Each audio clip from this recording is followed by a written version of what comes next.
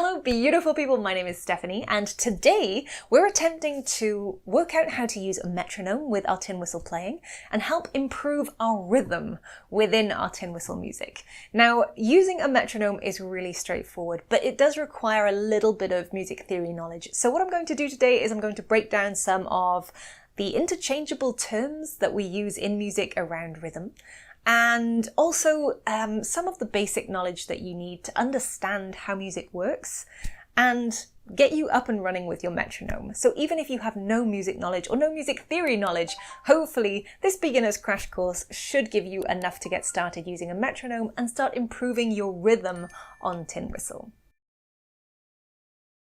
Now, the first thing to consider is that music exists in time. The whole idea of a piece of music is to play a set range of notes within a certain time limit, within a set timing structure, and that's what gives the music its signature sound, its signature style and essence. Its life is in the rhythm and the layout of those notes within that 3 minutes of time that you're playing that tune. A metronome is actually a piece of musical apparatus that keeps time.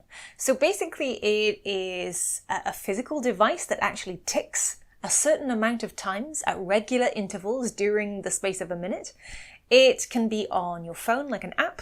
You can also find a metronome just by typing metronome into Google, and there's a free metronome there as well. So you don't need to pay anything to find and use a metronome, which is incredible. But what a metronome does is it makes a regular ticking sound, much like a clock. And the way we use that in music is that we find the beat within the music and we match the tick of the metronome to the beat or the pulse within the music. And then it kind of times the way we play. Now, you may have heard a few other terms there that you didn't quite understand. Firstly, beat. Beat is basically the foundation that the rhythm of the music is based upon. Music itself exists in time. It's kind of a timeline of the notes that you play. And the beat is kind of the anchor point throughout that tune that really gives you the basis of where you're going to put all your notes and how you're going to make that piece of music sound like it's written. Now, if we think of a clock ticking once every second, there are 60 seconds in a minute. So that clock is ticking 60 times at regular intervals in that space of a minute. That's 60 beats per minute. And this regular ticking is what we kind of know as the pulse. A single beat that repeats in regular intervals over a period of time. Now, you'll probably actually be familiar with the pulse of a piece of music because it's usually the part that if you're in a big group, you'll be clapping along to or tapping your toes to. It's the life of the music itself. And that metronome, which reproduces that audible ticking noise at these regular intervals throughout that period of time, is what's really going to help you familiarize yourself with the pulse of a piece of music. Now, you might have seen things like BPM when you've looked at music or heard about a metronome or attempted to use one before, and that's what that stands for, beats per minute. As we mentioned, the clock has 60 beats in a minute. It ticks once every second, and there are 60 seconds in a minute. So that's 60 beats per minute. Now, we could double that, say, for ease of use, and say there are 120 beats per minute. That would mean that we'd need to have that tick sound twice in the space of a second. If we were going to slow that pulse, that beat, right down to, say, 30 beats per minute, then that clock would only be ticking once every 2 seconds. And that is where a metronome comes in handy when we're practicing a piece of music. It enables us to slow it right down and learn where all these notes fit within those beats and when we need to play them. So hopefully you're pretty clear so far. We're looking for that regular beat, that regular pulse throughout our piece of music as our base point, the building blocks of where everything else comes in for that tune. But of course, not every single note is going to be on that pulse throughout the music. In fact, there's probably going to be a whole cluster of notes in and around each of those beat points within the music. So how do we work out where those notes go and how quickly we need to play them, listening to that pulse or beat within the music? This is where a bit of music theory knowledge comes in handy. Now, for the purposes of what we're doing today, the tune that we're going to be playing is in something called 4/4 time. And that usually means that there are 4 beats per bar or measure of music. Now, a measure of music is simply the amount of time within that piece of music that it takes to reach those 4 beats. So this would be 1 measure within the piece of music. So we count on those beats, 1, 2, 3, 4. Now, rather than going on 5, 6, 7, 8, 9, 10, 11, 12, that's going to get difficult to continue to count. We just go back to 1 because that is 1 measure of music. So we count our 4 beats and then we go back to 1. So we've got 1, 2, 3, 4. 1, 2, 3, 4. And within those 4 beats, we're going to put our notes of the melody of our piece of music. So how do we find out those notes, how long they are, and where to put them? Traditional sheet music is actually code, and that code tells musicians how long each note is and which note you should be playing. All tabs show us is which notes to play, but they don't tell us how long to play each note for. If you use tabs as a musician, it's kind of expected that you're so familiar with the tune that you already know the timing and how long to hold each note for. The tabs are just there as a reference to tell you which note you should play. But if you don't know the tune all that well at the moment and you're struggling, or even you'd still like to use a metronome anyway, there are some things that we can take from traditional sheet music that will help us as tin whistle tab users. So let's look at some sheet music and how that code actually works. Our music today is split into 4 beats. So for our purposes today, each note will fit within those 4 beats. Music has a selection of notes at a selection of different lengths. A whole note in music looks like this, and it's worth 4 beats. It's worth all 4 of those beats that we're working with today. So if you were to play a whole note, which is the longest note we're going to play today, it is held over all 4 of those beats. So you'd start playing on 1 and you'd hold that note over the 2nd, 3rd and 4th beat that we're counting in our head. 1, 2, 3, 4.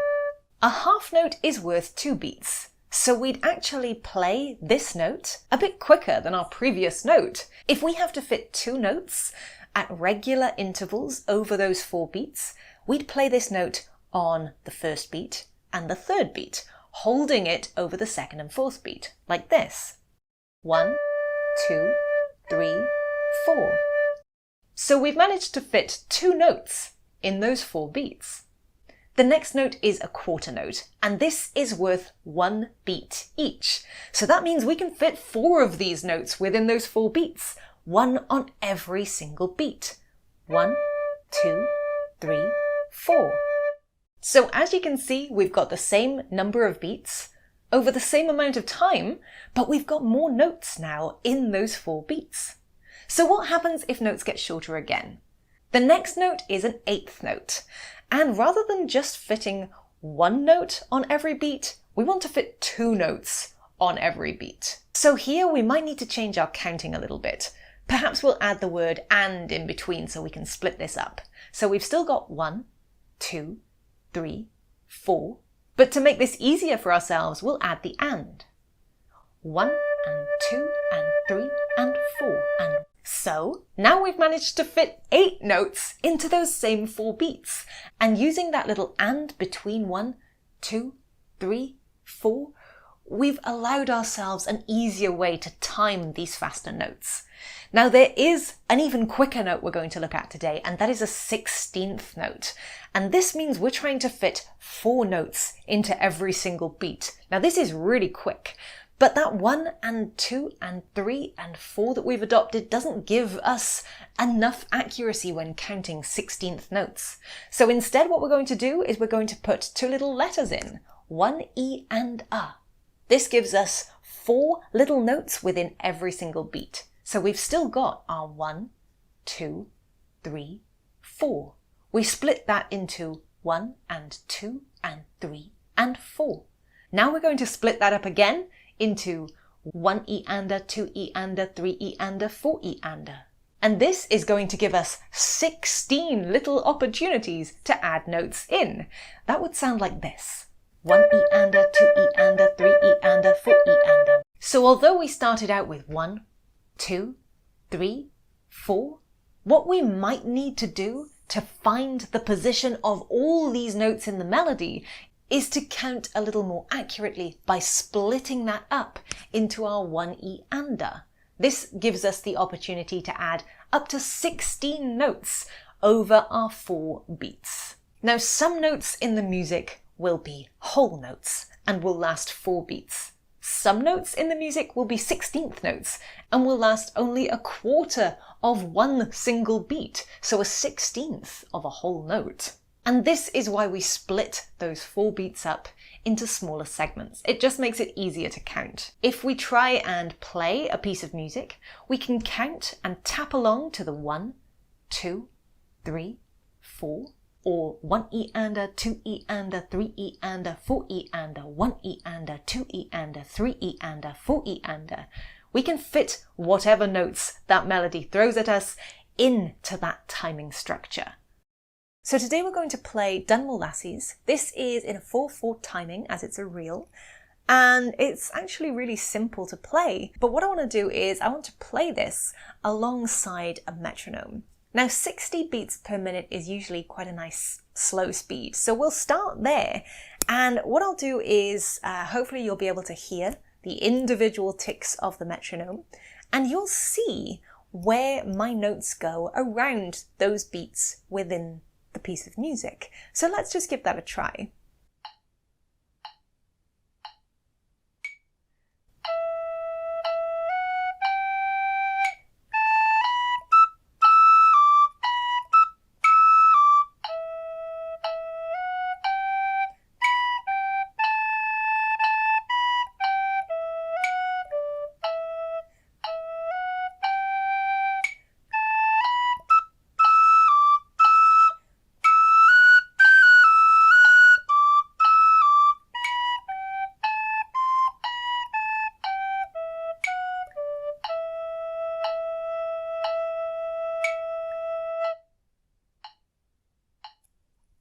So as you can hear throughout Dunmore Lassies, not every single note is played on a beat, and not every note is held over the same amount of beats. This is what we need to try and do when we're playing tin whistle. Find out where those notes go around those beat notes throughout the piece of music. Now, the best way to familiarize yourself with the pulse of a piece of music is to listen to lots of music and find out where your foot naturally starts tapping along, or find out where you would naturally start clapping as you follow along with a piece of music. And that is your body, your subconscious identifying the pulse within a piece of music. Once you've got that, what you'll start to notice is that all those other notes fly in over the top of that. And basically, if there's a song that you're familiar with, you can be tapping along or clapping along and still singing that main melody. So one way of practicing this is to do just that. Turn on your favorite song and sing along as you usually do, and try and click or clap or tap your foot along with that pulse, that beat throughout the piece of music. Now, one thing you can do if you find it useful is to notate that pulse on your tabs.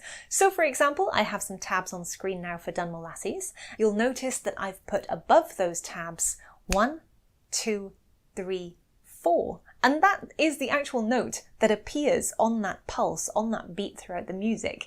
So every click of that metronome, you can see right here that I've labeled that on top of the tabs. Now you can do this yourself. It's just that same thing, listening for that foot tapping moment, that foot tapping beat throughout the tune.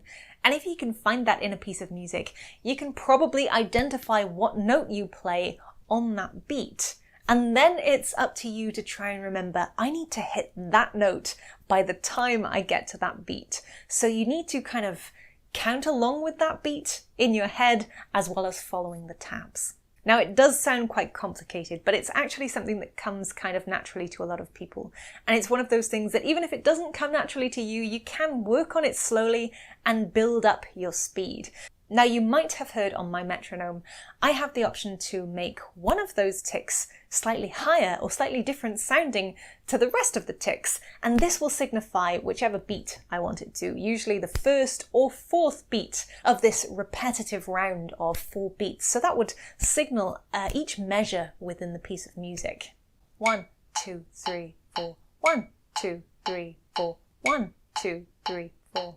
This higher pitched noise, or whatever noise your metronome will make on that beat that you select, will help you keep track of the measures within the music, which you might find really helpful. It might prevent you from getting lost as you're trying to follow either your sheet music or your tin whistle tabs. Now, the last thing a metronome can do is help speed up the rate at which you play your tune. It can help you get to those faster tunes, but remain well practiced and nice and clean on your tin whistle. So for example, if you played a tune at 60 beats per minute, it would take you 60 seconds, for example, to play that tune. Well, if you then go up to 120 beats per minute, that same tune will only take you 30 seconds to play. So by gradually working your way up with the metronome, you maintain that beautiful rhythm and that beautiful timing from a slower speed, but you're able to transfer that to faster speeds as well and still have beautiful rhythm. So as an example, if we double the speed of this now to 120 beats per minute, like we mentioned earlier on with the clock, this is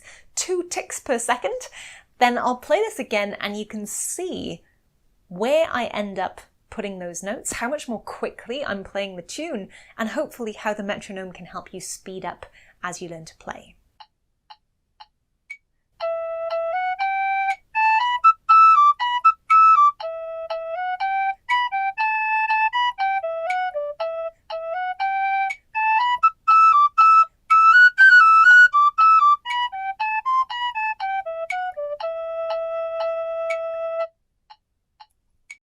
So here are a few things to work on. Firstly, take one of your favorite songs to either sing or play and try and find the pulse of that piece of music. Try and find that beat that your toe taps to. Secondly, try and see when you're playing along if you can work out which note is on that pulse throughout the tune. So if you're going through tabs or you're going through sheet or you're just going through letters you've written out on a piece of paper, try and find out if you can find out which of those notes you play ends up on that pulse. Turn on your favorite song and sing along as you usually do and try and click or clap or tap your foot along with that pulse, that beat throughout the piece of music. Once you've done that, it's then up to you to try and coordinate that pulse on the metronome with your playing and hopefully hitting the right note at the right time on every single tick of that metronome. Don't forget, as I said, you can make notes on your tabs if this makes things easier for you. So that is how you can use a metronome with your tin whistle playing to help improve your overall timing while you're learning to play. I hope this is helpful. If you do have questions or comments or suggestions, please leave them down below. Also, I've actually linked some really cool videos that I found on YouTube about this topic, which I think might help you in general if you don't know all that much about music theory or timing or counting or anything like that.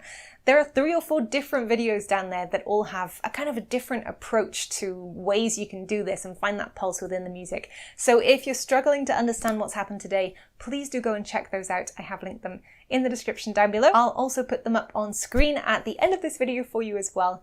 So go take a look. Thank you so much for watching. Happy whistling, and I'll see you folks again really soon for hopefully some more tin whistle tutorials and some more cool tips just like this. Bye!